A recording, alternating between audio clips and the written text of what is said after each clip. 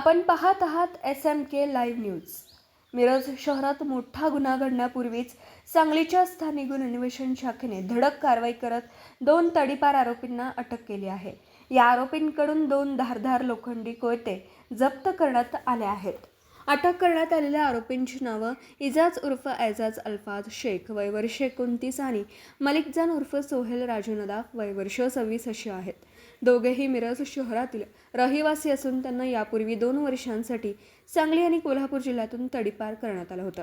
मात्र तडीपार आदेशाचं उल्लंघन करत हे दोघे मिरज शहरात वावरत असल्याची माहिती पोलिसांना मिळाली। पोलीस अधीक्षक तुषार दोशी यांच्या मार्गदर्शनाखाली LCBचं पथक गस्त घालत असताना बातमीदारामार्फत मिळालेल्या माहितीच्या आधारे चुनाभट्टी रोड परिसरात सापळा रचण्यात आला। पोलिसांनी दोघांना ताब्यात घेऊन झडती घेतली असता त्यांच्या ताब्यातून 2 धारदार कोयते आढळून आले। त्यानंतर शस्त्रे जप्त करून आरोपींविरुद्ध मिरज शहर पोलीस ठाण्यात गुन्हा दाखल करण्यात आला।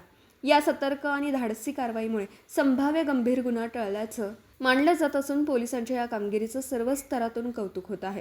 या प्रकरणाचा पुढील तपास मिरज शहर पोलीस करत आहेत। SMK लाईव्ह न्यूज, गुन्हा जिथे SMK न्यूज तिथे।